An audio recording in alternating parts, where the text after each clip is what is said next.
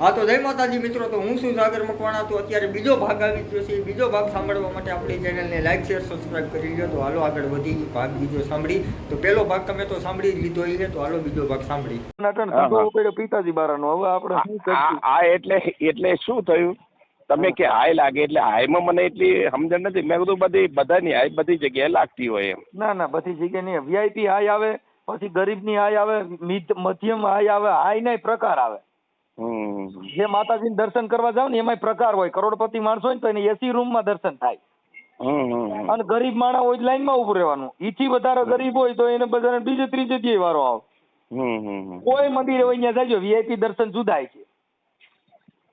આમાં આપણને વીઆઈપી રહેવાના રૂમ જુદા છે અને ગરીબ જુદા છે. હાવ રોડમાં રખડતા છે ને બજાર શેડમાં પરબારા ગોદડા લઈને મસર તોડતા છે, ન્યા હુતાય છે. વીઆઈપી માતાજીને દર્શન કરવા જાય ને એને એસી રૂમ મળે. તો આમાં હવે હાથાધાર જજો આપા ગીગાના દર્શન કરવા, ન્યા કણે એસી રૂમ છે. પરબે જજો ન્યા એસી રૂમ છે. જે મોટી મોટી જગ્યાઓ છે ને ત્યાં એસી રૂમ રાખ્યા છે. કરોડપતિ માણસો ને ઠંડી હવા એટલી રાતે ગરમી નો થાય, નકર અહીંયા દર્શન કરવા ન આવે ભાઈ. એને ભગવાન દર્શન નથી, દર્શન કરનારા કોઈક જુદા છે બાપુ. એ તો દર્શન કરી ગયો હોય તો બરાબર. પણ ભગવાન કોને દર્શન દે છે? ગરીબ ને. જો એસી માં દર્શન થતા હોય તો બાપુ સબરી રહી ની 70 વર્ષ સુધી જંગલમાં રાહ ન જોતી હોત. બરાબર. તો એસી રૂમ ગોતી અંદર માળા ન ફેરવાય. પણ આમાં ત્યાં આવે તો ટાઢી હવા આવતી હોય, ત્યાં બધા રાડ્યું નાખે. તો હું આમાં કઉ છું કે મારા હકનું છે, મારો હક છીનવી લીધો છે સરકારી ખાતામાં. હવે એમાં તમે મારી વાત સાંભળો. તમે જે ફોન કર્યો છે ને એ બધી વાત છે. હવે અત્યારે વાત આખી કાયદાકીય આવી ગઈ છે. હવે હું તમને એમ કઉ છું, તમારો હક છીનવી લીધો હોય તો એમાં તમે તમારા ભાઈઓનો વારસાઈ આંબો કઢાવો. પ્રેક્ટિકલ વાત કરી દો. હવે આંબો કઢાવ્યા પછી તમે સીધી લીટીના વારસદારનો હક દાખલ કરો. કેમ હું ફલાણા બાપાનો સીધી લીટીનો વારસદાર છું. અને તમારે ત્યાં આગળ માતાજીને ફોન કર્યો તો નકર માનતા રાખે. જો થતું હોય તો કોઈ દેવીને માનતા રાખવી. ના એ તો હવે શું છે કે એમાં હું સક્સેસ થઈશ કે નહીં થઈ શકું એમ. તમે સક્સેસ થઈ જાઓ. જો આ ધૂપ ધુવાડા કરશો સક્સેસ નહીં થાવ, પણ કાગળિયા લાવશો થઈ જાવ 1000% કહું. હા, એ ધૂપ ધુવાડા માતાજીને માનતા રાખશો સક્સેસ નહીં થાવ, પણ કાગળિયા હલાવશો ને તો 1000% સક્સેસ થઈ જાવ. આપણે બે કરવું છે. બે નહીં હાલે ભાઈ.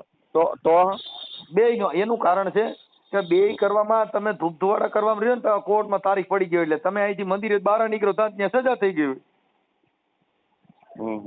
એટલે તમે બે કામ ને નહીં, ઈ છે ને તમારો વિશ્વાસ છે એની અમારો વાંધો નથી, પણ કોર્ટ કચેરી કાગળ ઉપર જે હાલવાનું છે એમાં સારો એડવોકેટ રાખો. રેવન્યુ નો મેટર હોય તો રેવન્યુ નો જ વકીલ રોકો. ડોક્ટરમાં જે કિડની ના ડોક્ટર હોય ને એમાં કિડની વાળા પાસે જવું છે, એમાં હાર્ડવેર પાસે, ઓર્થોપેડિક વાળા પાસે જાવ એની પાસે ભાંગેલ તોડેલ ના કેસ આવે. એટલે હૃદય રોગ નો એમડી ડોક્ટર હોય, હૃદય નું જ કામ કરતો હોય. હૃદય નો દુખાવો હોય તો હૃદય વાળા પાસે જવું જોઈએ. એમ તમારે જે પીડા કઈ છે, રેવન્યુ ની છે, ક્રિમિનલ એટલે મારે મકાનના પ્લોટ ની છે એટલે એ રેવન્યુ કહેવાય. એમાં તમે રેવન્યુ વકીલ રોકો.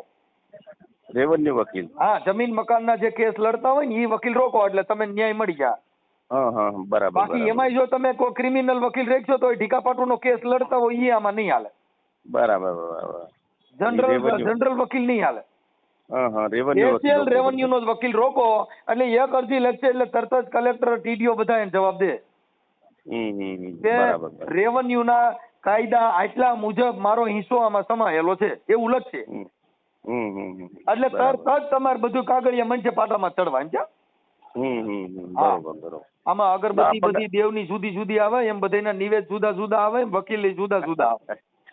તો આપણને આ અનુભવ નહીં ને. આપણું તો કામ શું મંજુભાઈ, આપણું કામ મજૂરીનું. આપણને આ બધા વિષયમાં કઈ ખબર પડે નહીં. કોણ છે નો વકીલ, કોણ કેટલા તલાટી હોય, કેટલા શું હોય, રેવન્યુ તલાટી હોય. બધા ગોતવા માંડશે. તમારું નામ બોલો. તમારું નામ શું કીધું? મારું નામ જગાભાઈ. જગાભાઈ? ગોવિંદભાઈ. જગાભાઈ. આપણી કઈ સમાજ માંથી? પરમાર. પરમાર. પણ દરબાર કે પરમાર શેમાંથી? એમ ના દલિત છે. પરમાર એટલે પરમાર તમારું મામાર છે? હું પરમાર નો ભાણેજ છું. મારો મામાર પરમાર છે. બરાબર. એટલે હું વધારે જોર કરું છું.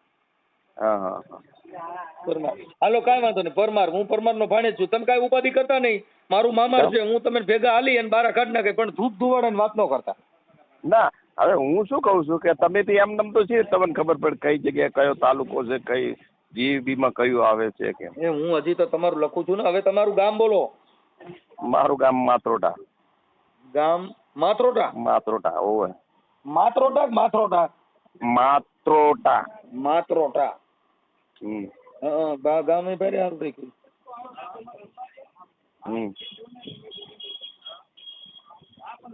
માત્રોટા. માત્રોટા. ઓકે. અને તાલુકો? સમી. તાલુકો સમી. જિલ્લો? પાટણ. જિલ્લો પાટણ.